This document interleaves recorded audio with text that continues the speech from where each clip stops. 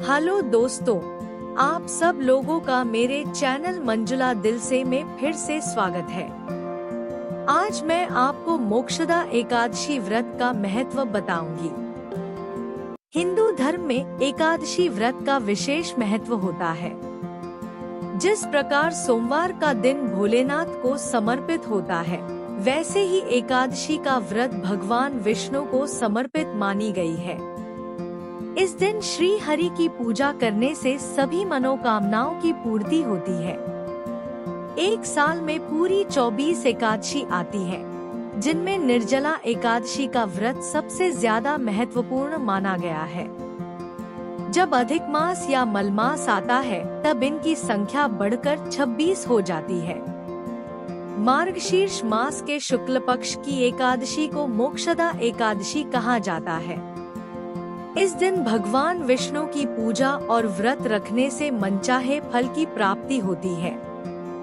आज मैं आपको मोक्षदा एकादशी व्रत की कथा बताती हूँ। मोक्षदा एकादशी की कथा भगवान कृष्ण ने पांडव राजा युधिष्ठिर को ब्रह्मांड पुराण और पद्म पुराण में सुनाई थी। एक बार वैखानस नामक एक संत राजा चंपक शहर में राज करता था।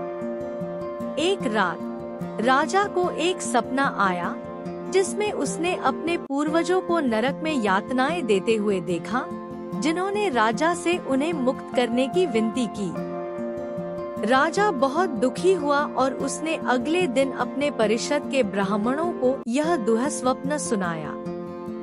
उसने उनसे सलाह मांगी कि कैसे अपने पूर्वजों को नरक की यातनाओं से मुक्त किया जाए और उन्हें मोक्ष मुक्ति प्रदान की जाए।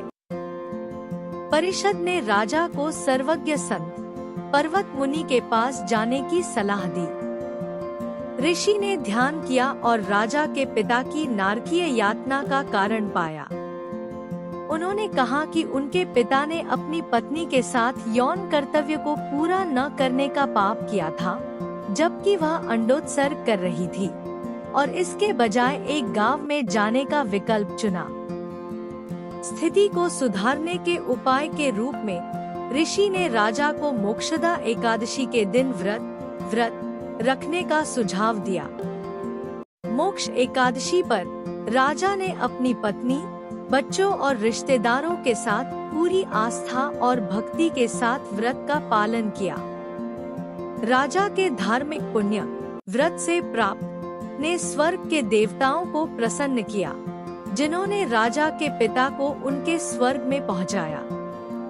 मोक्षदा एकादशी की तुलना चिंतामणि से की जाती है, वह रत्न जो सभी इच्छाओं को पूरा करता है। व्रत से विशेष पुण्य प्राप्त होता है, जिसके द्वारा कोई व्यक्ति किसी को नरक से स्वर्ग में ले जा सकता है या स्वयं मोक्ष प्राप्त कर सकता है। पद्म पुराण में भगवान श्री कृष्ण धर्मराज युधिष्ठिर से कहते हैं, इस दिन तुलसी की मंजरी, धूप दीप आदि से भगवान दामोदर का पूजन करना चाहिए। मोक्षदा एकादशी बड़े बड़े पातकों का नाश करने वाली है। इस दिन उपवास रखकर श्रीहरि के नाम का संकीर्तन, भक्ति गीत, नृत्य करते हुए रात्रि में जागरण करें। पूर्व काल में वैखानस नामक राजा ने पर्वत मुनि के द्वारा बताए जाने पर अपने पितरों की मुक्ति के उद्देश्य से इस एकादशी का सविधि व्रत किया था। इस व्रत के पुण्य प्रताप से राजा वैखानस के पितरों का नरक से उद्धार हो गया। जो इस कल्याणमयी मोक्षदा एकादशी का व्रत करता है, उसके सारे पाप नष्ट हो जाते हैं। प्राणियों को भवबंधन से मुक्ति देने वाली यह एकादशी चिंतामणि के समान समस्त कामनाओं को पूर्ण करने वाली है। मोक्षदा एकादशी की पौराणिक कथा पढ़ने सुनने से वाजपेय यज्ञ का पुण्य फल मिलता है। मार्गशीर्ष शुक्ल एकादशी के दिन ही कुरुक्षेत्र में भगवान श्री कृष्ण ने अर्जुन को श्रीमद् भगवद गीता का उपदेश दिया था।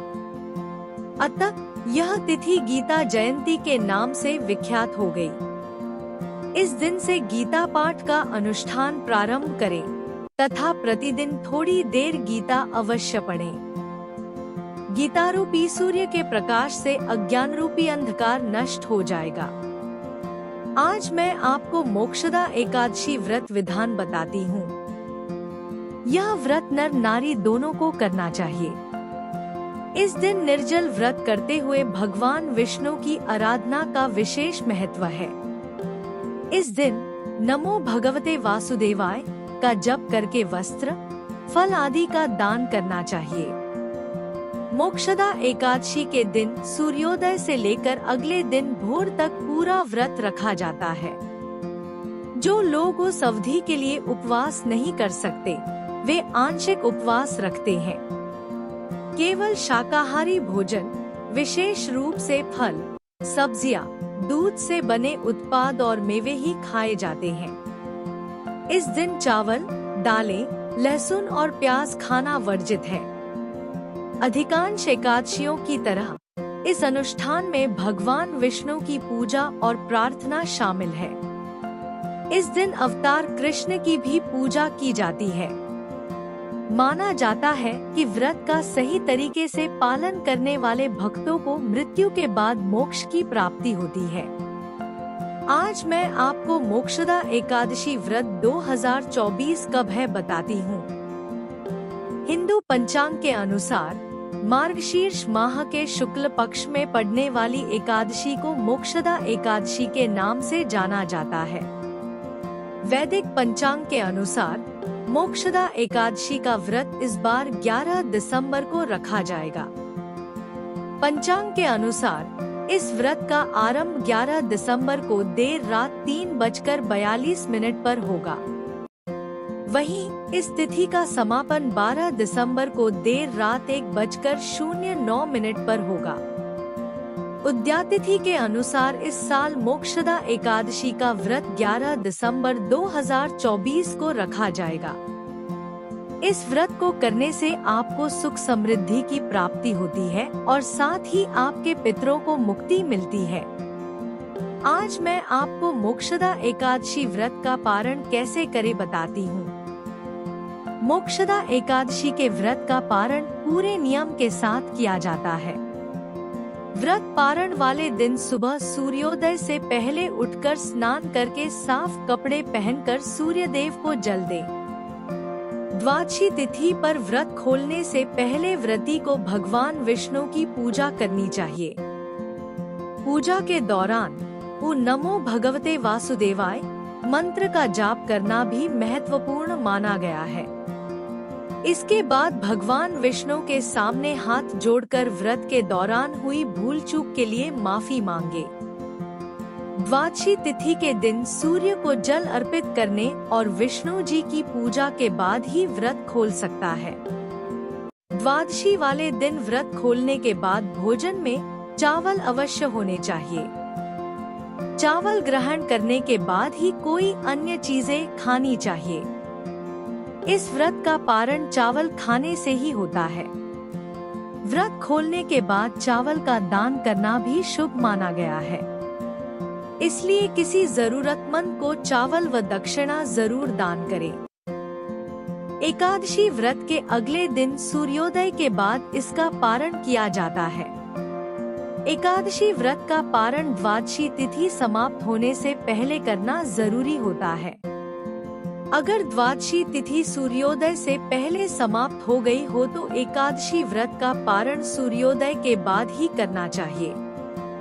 द्वादशी तिथि के अंदर पारण न करना पाप करने के समान होता है। तो दोस्तों, आज आप लोग ने मेरे साथ मोक्षदा एकादशी के बारे में जाना। मेरे वीडियो देखने के लिए आपका बहुत बहुत धन्यवाद। मेरे चैनल को सब्सक्राइब और लाइक करना मत भूलिएगा। अगले वीडियो में मिलेंगे नई जानकारी के साथ। राधे राधे, जय श्री कृष्णा।